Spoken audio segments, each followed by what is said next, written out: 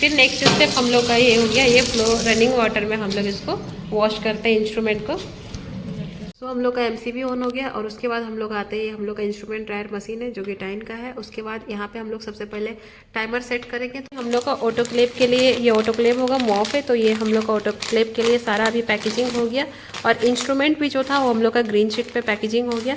Next step जो है हम लोग का, अब इसमें हम लोग का इंडिकेटर हम लोग उठाते हैं।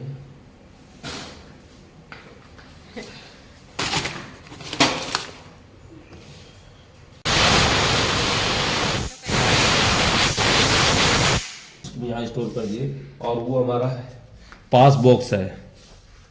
ये पास बॉक्स के थ्रू ही हम लोग यहाँ से इंस्ट्रूमेंट को डिस्ट्रीब्यूट करेंगे। यहाँ ये डोर ऑटोमेटिक ओपन करना पड़ता है, ये ओपन करेंगे और इसका भी एक प्रोसेस है। इसमें साइकिल सेलेक्ट करना है कि ये कौन सा साइकिल में हम लोग को चलाना है। ये 134, ये है रैप गुड्स 121, ये रैपिड प्रोसेस और ये बोएडिक टेस्ट। जो फर्स्ट साइकिल इसमें हम लोग चलाते हैं ये बोएडिक सेलेक्ट करके, और जैसे ही स्टीम आएगा ये ग्रीन स्टार्ट में ग्रीन लाइट सिग्नल देने लगेगा। अब उसके बाद स्टार्ट कर देंगे। ये हमारा भी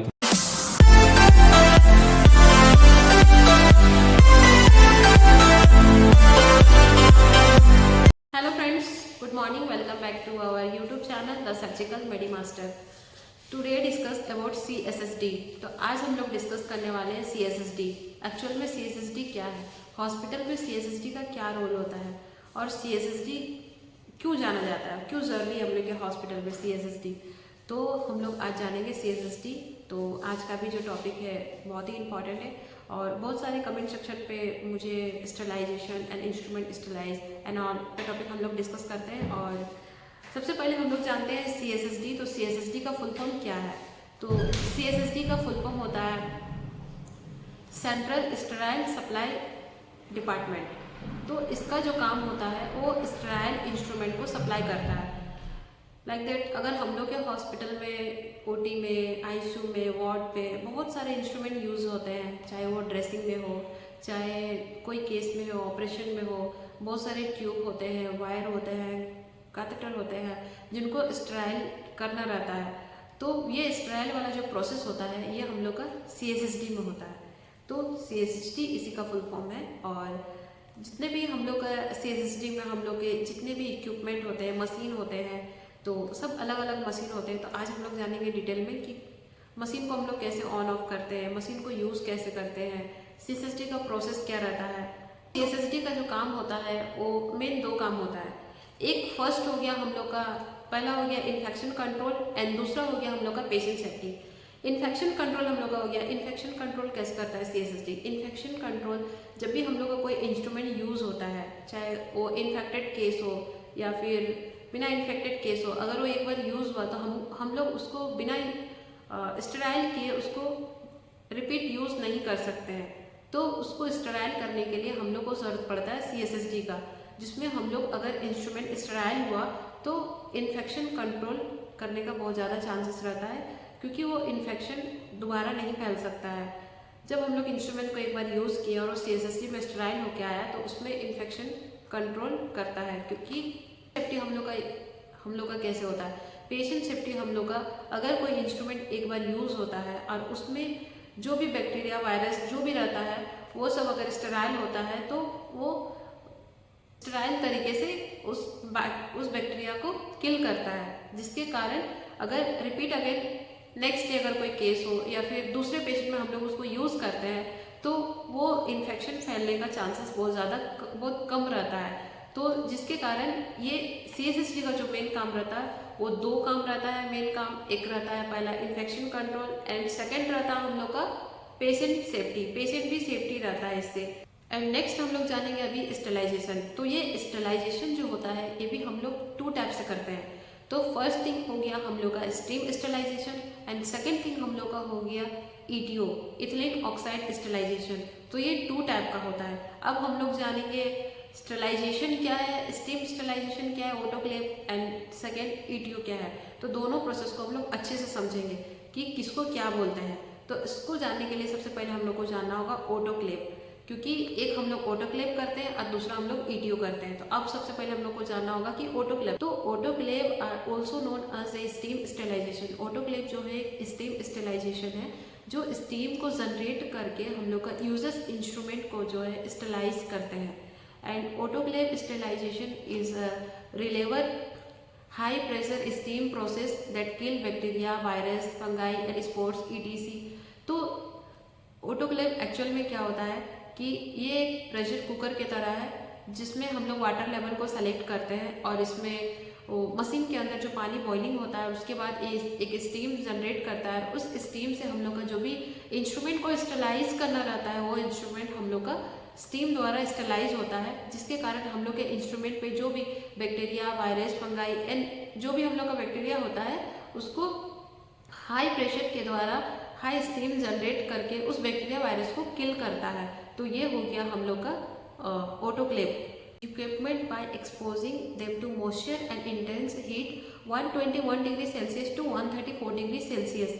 मतलब ये जो हम लोग का इक्विपमेंट है, जो हम लोग का मशीन है, वो हम लोग का 121 डिग्री सेल्सियस से 134 डिग्री सेल्सियस का हीट जनरेट करके इंस्ट्रूमेंट को हम लोग स्टेलाइज करते हैं। Let it operate similarly to a pressure cooker. मतलब या जो हम लोग का इक्विपमेंट होता है, जो हम लोग का मशीन होता है ऑटोक्लेव का, वो हम लोग का एक प्रेशर कुकर की तरह होता है। जैसे हम लोग का कुकर होता है कि हम लोग का पानी गर्म हुआ और स्टीम से हम लोग का वो खाना कुक होता है, सेम उसी थिंग सेम हम लोग का वैसे ही हम लोग का ऑटोक्लेव मशीन, जिसमें हम लोग इंस्ट्रूमेंट को जब स्टेलाइज करना रहता है तो हम लोग इंस्ट्रूमेंट जब ऑटोक्लेव मशीन के अंदर होता है तो उसमें सारा सेटिंग्स होता है कि हम लोग को वाटर लेवल कितना चाहिए, उसमें हम लोग को कितने टेम्परेचर पे रखना होगा।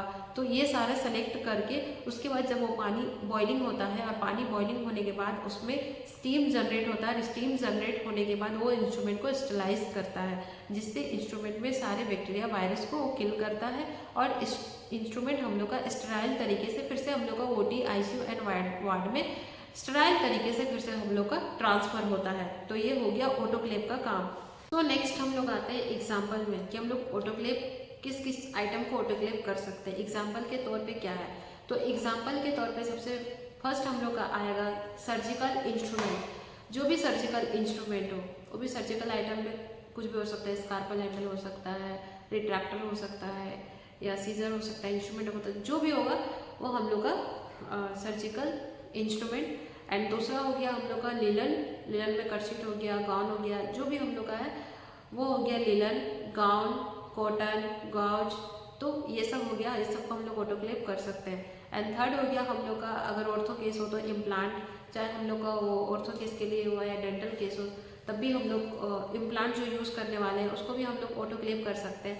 एंड फोर्थ हो गया हम लोग का लैब में जो हम लोग यूज़ करते हैं, लैब टेस्ट ट्यूब हो गया, बेकर्स हो गया, फ्लास्क हो गया एंड ग्लास हो गया, पाइप हो गया। तो ये सबको भी हम लोग ऑटोक्लेव कर सकते हैं। आते हैं ऑटोक्लेव का स्टेप्स में, मतलब ऑटोक्लेव जब करते हैं तो इसका क्या फर्स्ट स्टेप्स है, तो हम लोग पहले स्टेप्स को जानेंगे।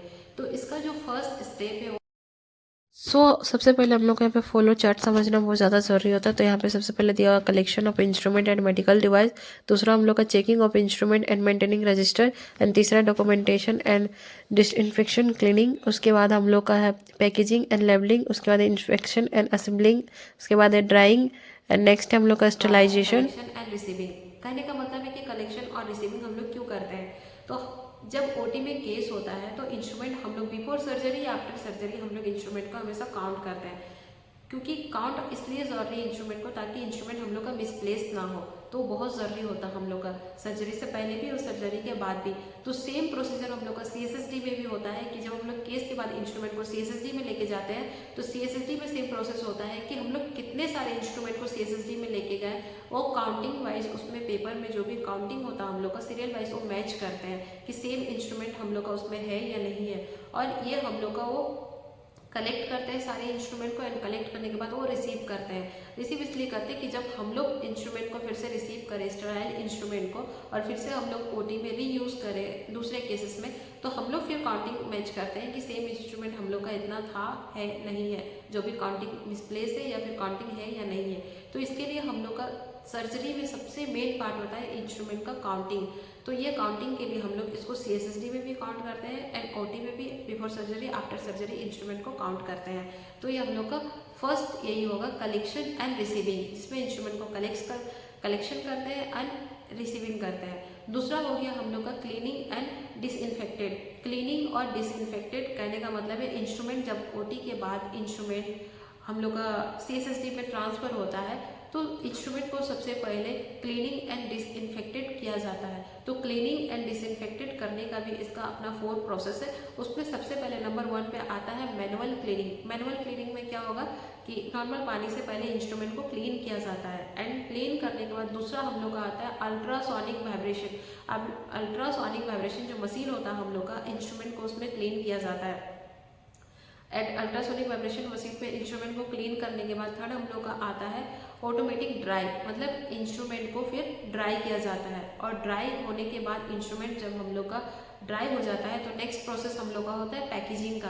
पैकेजिंग का कहने का मतलब है कि हम लोग का बहुत सारा इंस्ट्रूमेंट ऐसा होता है जिसको हम लोग बहुत सारे इंस्ट्रूमेंट हम लोग का होता है ऑटोक्लेव करते हैं। कुछ आइटम्स हम लोग का होता है जिसको हम लोग ईटीओ करते हैं, जैसे हो गया हम लोग का कॉटरी मशीन, हम लोग का सक्शन पाइप, तो ये सब हम लोग ईटीओ करते हैं जो हम लोग के सर्जरी में यूज़ होता है। तो इंस्ट्रूमेंट को ऑटोक्लेव के लिए हम लोग पैकेजिंग करते हैं। पैकेजिंग करने के लिए लिनन ग्रीन शीट से, डबल ग्रेन लिनन शीट से हम लोग उसको पैकेजिंग करते हैं ताकि जब फ्लोर पे रहे वो आउटर लिनन को टच करके एंड स्टेराइल पार्ट को जो स्क्रब करते हैं उनको दे सके। तो सेम हम लोग का होता है जो ईटीओ वाला वो अलग तरीके से पैकेजिंग होता है पेपर में, एंड हम लोग का जो ऑटोक्लेव होता है हम लोग का लिनन ग्रीन शीट में हम लोग का पैक होता है। तो पैकेजिंग का वो तरीका होता है। तो ये पैकेजिंग का तरीका है। उसके बाद फिर से हम लोग का नेक्स्ट पॉइंट आता है स्टेलाइजेशन। इसके बाद इतना सारा रेडी, प्रॉपर रेडी होने के बाद हम लोग का नेक्स्ट स्टेप होता है स्टेलाइजेशन का। तो इसमें इंस्ट्रूमेंट को फिर स्टेलाइज किया जाता है और स्टेलाइज होने के बाद फिर नेक्स्ट स्टेप हम लोग का आता है स्टोरेज एंड डिस्ट्रीब्यूशन। कहने का मतलब है कि जब हम लोग का इंस्ट्रूमेंट स्टेलाइज हो जाता है प्रॉपर तरीके से, जो ऑटोक्लेव मशीन से हम लोग इंस्ट्रूमेंट को बाहर करते हैं तो हम लोग उस एरिया पे उसको नहीं रख सकते, या फिर जहाँ पे हम लोग कलेक्शन या रिसीविंग किए उस एरिया पे भी हम लोग नहीं रख सकते। हम लोग स्टेराइल इंस्ट्रूमेंट को रखने का सीएसएसडी पे एक अलग प्लेस होता है जो स्टेराइल होता है। उस एरिया पे जाने के लिए हम लोग को प्रॉपर रूप से हम लोग को गाउन, कैप, मास्क सब पहनना होता है। उसके बाद वो हम लोग गाउन, कैप, मास्क पहन के ही फिर हम लोग स्टेराइल एरिया पे जाएंगे और एरिया पे हम लोग को इंस्ट्रूमेंट को स्टोरेज एंड डिस्ट्रीब्यूशन हम लोग करते हैं। मतलब जो मशीन से हम लोग रिसीविंग किए इंस्ट्रूमेंट को उस एरिया पे हम लोग कलेक्शन करके रखते हैं ताकि हम लोग का जब नेक्स्ट डे अगर कोई केस रहे, रिसीविंग रहे, तो रिसीविंग एरिया भी हम लोग का दूसरे साइड से रहता है। तो ये हो गया हम लोग का स्टेप्स ऑटोक्लेव का, जितना सारा स्टेप्स है। एंड इसके बाद हम लोग आते हैं तो हम लोग का ये हो गया quality control testing. Quality control testing को हम लोग कैसे यूज़ करते हैं? तो क्वालिटी कंट्रोल टेस्टिंग को हम लोग यूज़ करते हैं बॉयल ड्रिक टेस्ट। इसके बाद नेक्स्ट आता है हम लोग का biological indicator BI, and next होता है हम लोग का केमिकल इंडिकेटर। इसके मतलब इसमें जो हम लोग का इंडिकेटर होता है उससे हम लोग को ये पता चलता है कि मशीन हम लोग का ठीक से वर्क कर रहा है या नहीं कर रहा। मतलब हम लोग जो इंस्ट्रूमेंट को ऑटोक्लेव कर रहे हैं या ईटीओ कर रहे हैं वो हम लोग का स्टेलाइज हो रहा है या नहीं हो रहा, ये हम लोग का इंडिकेटर बताता है। इंडिकेटर हम लोग का पहले जो सपोज दैट उसमें कलर कोडिंग होता है, अगर पिंक कलर का है तो स्टेलाइज होने के बाद वो ब्लैक कलर होता है, जिससे हम लोग को पता चलता है कि इस इंस्ट्रूमेंट हम लोग का स्टेलाइज हो गया है। तो ये एक तरीका हम लोग उसका क्वालिटी को टेस्टिंग करते हैं। एंड नेक्स्ट हो गया हम लोग का prevent AHI, hospital acquired infection. जैसे सपोज दैट OT हो गया, ICU हो गया, वार्ड हो गया, तो ये सब में प्रिवेंशन इन्फेक्शन को रोकने के लिए हम लोग स्टेलाइज करते हैं। एंड दूसरा हो गया मेंटेन स्टेलाइजेशन स्टेलाइजेशन। एंड उसके बाद हो गया हम लोग का necessary for accreditation and legal publication. मतलब हर हॉस्पिटल में ये लीगली होता है हम लोग का ये CSSD को रखना। तो ये एक हम लोग का हॉस्पिटल लीगल हम लोग का ये CSSD हर हॉस्पिटल में होना चाहिए ताकि हम लोग का इंस्ट्रूमेंट बिना स्टेलाइज तरीके से हम लोग यूज़ नहीं कर सकते, एक लीगल एक्शन भी हो सकता है। तो ये हॉस्पिटल का भी एक रूल्स होता है। तो हर हॉस्पिटल में एक CSSD या फिर अगर CSSD डिपार्टमेंट ना हो, छोटा मोटा हम लोग का क्लिनिक होता है, तो क्लिनिक में भी क्या होता है कि उसमें ऑटोक्लेव करने के लिए छोटा वाला ऑटोक्लेव जो होता है कुकर साइज में, वो ऑटोक्लेव होता है जिसमें इंस्ट्रूमेंट को ऑटोक्लेव करने के बाद ही यूज़ किया जाता है। तो ये हो गया हम लोग का आज का ऑटोक्लेव का। अब जाते हैं हम लोग को एग्जाम्पल वाइज दिखा के कि हम लोग का मशीन कैसे ऑपरेट करता है।